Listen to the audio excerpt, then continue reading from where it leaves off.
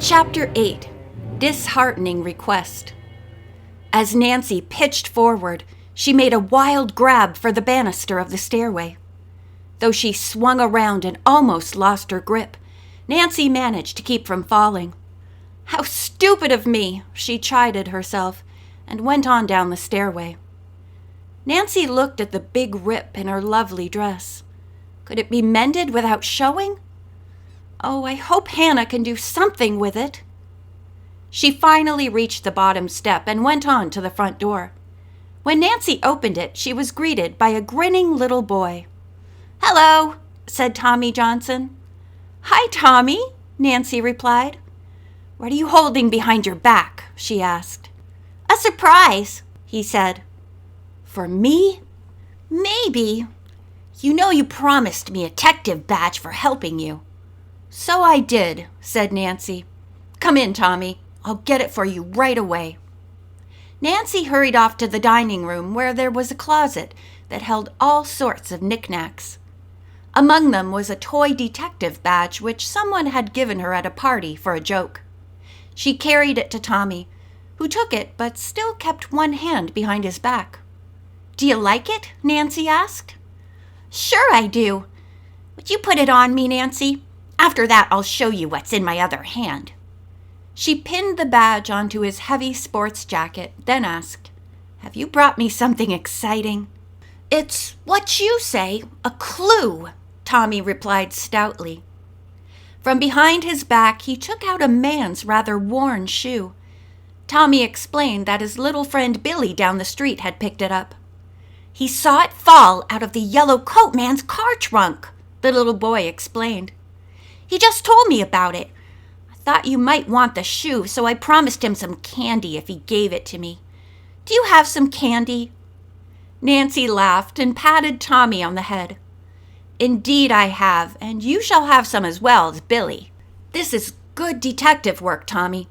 Keep it up and maybe someday you'll be a police chief." "Oh boy, that would be something," Tommy replied. Nancy went to get 2 small jars of hard candy. She called them her emergency treats for just such occasions. When she returned, Tommy's eyes expanded. "You mean I can have one whole jar, and Billy can have the other?" Nancy nodded. "I think you both earned this reward." Tommy went off, declaring that he was going to hunt for more clues to the yellow coat man. "I hope you don't catch him too soon," he called over his shoulder, and Nancy giggled. After she had closed the door, Nancy looked at the shoe thoroughly. She could see no identification of any sort. But probably the police can find something, she thought. "I'll call Chief McGinnis and see what he has to say." Fortunately, he was in his office. "I'd say it's an excellent clue," he told her. "But don't bother to come down here now. Tomorrow will do." Then Nancy climbed the stairs and showed Hannah the rip in her dress. The housekeeper said she was glad Nancy had not been hurt. She looked at the tear for some time. "You really made a good job of this while you were at it," she commented. "Well, take the dress off and I'll see what I can do with it." Nancy said first she would slip on shoes with heels to see if the length of the dress was all right. She found it was, then took off the dress. Hannah turned it inside out. "Good thing this rip is near a seam. It won't hurt to make the skirt a little narrower. I'll just put in a whole new seam." "Oh, you are a darling," Nancy said, and gave the housekeeper a kiss on the cheek. Then she told Mrs. Gruen about the shoe. "It dropped out of the car that we think belonged to Edgar Nixon." The housekeeper said. "I hope that shoe gets out of here in a hurry. I'm sure it's contaminated with bad luck." "Why, Hannah, I've never heard you speak like that before." "I can't help it," the housekeeper replied, starting to baste a new seam in the dress. "The man is no good, and I don't want any of his belongings around here." When she finished sewing, Hannah laid the dress down and announced that she would have to start dinner. Nancy went downstairs to help her. She set the table and prepared a salad of tomatoes and cottage cheese. "I won't put the steak on until your father comes," Mrs. Gruen remarked. Nancy heard a step on the back porch. "I guess you can broil the steak now," she said, moving toward the door. She opened it, and her father entered. He kissed her, said good evening to the housekeeper, then beckoned for Nancy to follow him. After he had hung up his coat and hat in the hall closet, he led the way into the living room. The two sat down. "You have news?" Nancy queried. "Yes. It's a mystery to me. Maybe you can figure it out. I had a cable late this afternoon from Mr. Bates Jones."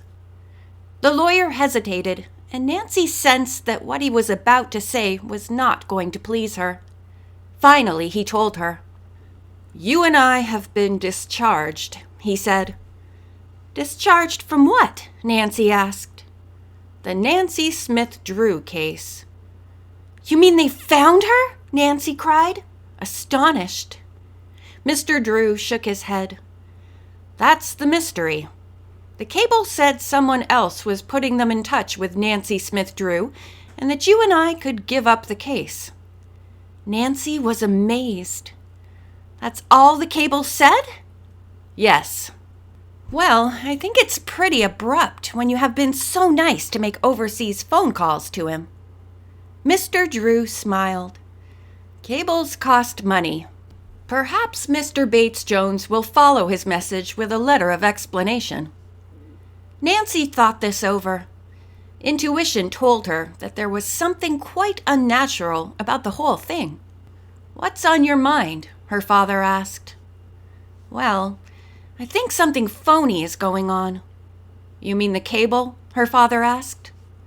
"No, but I just have a strong hunch that there might be a fake Nancy Smith Drew posing as the real one." The matter was discussed later with Hannah Gruen, who was inclined to agree with Nancy. "Call it women's intuition if you like," she said. "If I were you, I wouldn't let it drop here." "Perhaps you're right," Mr. Drew said. "I'll telephone to Mr. Bates Jones in the morning and see if he will give me more details." "May I be there when you make the call?" Nancy asked. The lawyer smiled. "I'll make it from here before I leave for my office. I'd like you to hear what's said." Directly after breakfast the following morning, Mr. Drew put in the call to London.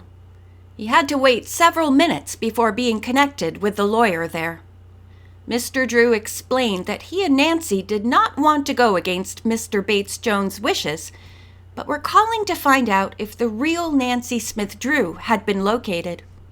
"We have some good leads to her ourselves," Nancy's father said. "So your cable was a great surprise." Nancy, who was seated near the phone, could hear the answer plainly. "We appreciate your great interest and all the trouble you have gone to," Mr. Bates Jones said. "But we have had a communication from an American detective agency that for a fee they will tell us the secret whereabouts of the heiress." Mr. Drew frowned. "But how did they learn you're looking for her?" "That we do not know, but we have no reason to believe the firm is not telling the truth." "Perhaps I could be of help to you," Mr. Drew said, "by looking up this agency. It's just possible that a thorough investigation might be to your advantage." There was a long pause. "Well," the London lawyer finally said, "I think it best not to divulge the name." Nancy and her father looked at each other. This certainly was a brush-off. Before saying goodbye, Mr. Drew added, "Frankly, Mr. Bates Jones, my daughter and I are very suspicious about this. I advise you not to part with any money until the whole thing has been thoroughly investigated." There was a loud exclamation at the other end of the wire. Finally, the London attorney said, "Thank you for your advice, Mr. Drew. I will talk to my partner about the case and let you know the result." When the conversation had ended, Mr. Drew said he must hurry off. After he had gone, Nancy settled down in a big chair to think. Intuition told her she must not give up the case. Yet what else could she do? Suddenly she remembered something and thought, I still have another case. Edgar Nixon and the money stolen from Dad's registered letter. I can work on that. End of Chapter 8.